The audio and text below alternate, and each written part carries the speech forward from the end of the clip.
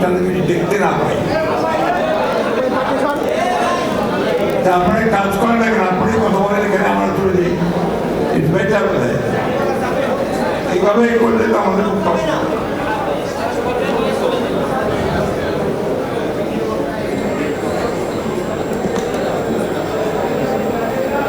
আমি এই কথাগুলো আমাদেরকে অনুরোধ করবো যে আপনারা ওই সুযোগটুকু আমাদেরকে করে দেবেন, যে আমাদের শ্রোতা যারা তাদের সঙ্গে যারা যোগাযোগ করতে পারি।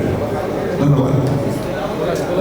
আমাদের এই বাংলাদেশ জাতীয় দল বিএনপি আয়োজিত আজকের এই আলোচনা সভা সম্মানিত সভাপতি, যিনি বাংলাদেশ জাতীয় দলের ভাইস চেয়ারম্যান এবং মৌলানা ভাসানীর একজন অনুসারী, এবং আজকে মৌলানা ভাসানী মৃত্যুবার্ষিকী পালন কমিটির সাধারণ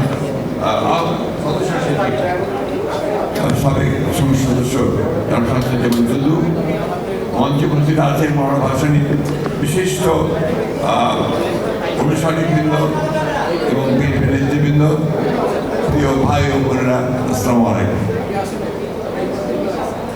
মৌলানা ভাসানী কিংবদন্তি, ময়ূর, বিরাট বটগাছ,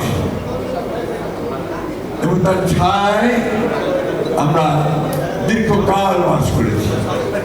আজকে নয়, ব্রিটিশরা যখন আপনার ভারত দখল করে নিয়েছিল এবং যখন ব্রিটিশদের শাসন বাংলাদেশ নয় সারা ভারতবর্ষের মানুষকে যখন অস্থির করে ফেলেছিল, জেল, জুলুম, হত্যা, অত্যাচার, নির্যাতন, ঔপনিবেশিক শাসনের যে নির্যাতন, সেই নির্যাতন যখন অস্থির হয়েছিল, তখন এই ভারতবর্ষে কয়েকজন মানুষ তারা মানুষের অধিকার প্রতিষ্ঠার জন্য, ভারতবর্ষের স্বাধীনতার জন্য তারা সেদিন জেগে উঠেছে, বেরিয়ে এসেছে।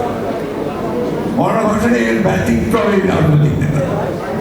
সেই সময় যারা রাজনীতি করতেন, সামনে ছিলেন, সবাই আপনার সামন্তবাদী পরিবার থেকে আসা, বেশিরভাগই সেই ভারতবর্ষের পশ্চিমে বলেন, পূর্বে বলেন, সব ছিলেন তারা সম্ভ্রান্ত পরিবারের লোকজন, অত্যন্ত উচ্চশিক্ষিত, এবং তাদেরকে ভারত তারা সবাই সামন্ত বহু ছিলেন।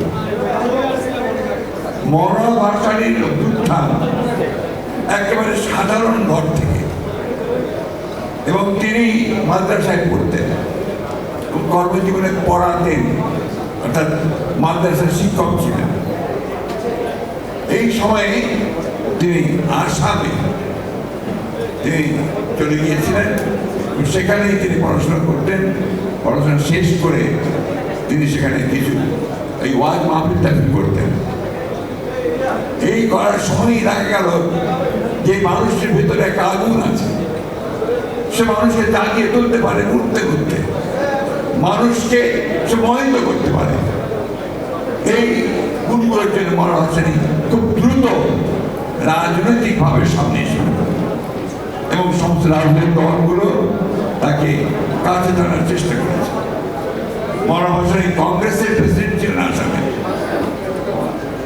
খেয়াল করবেন, তিনি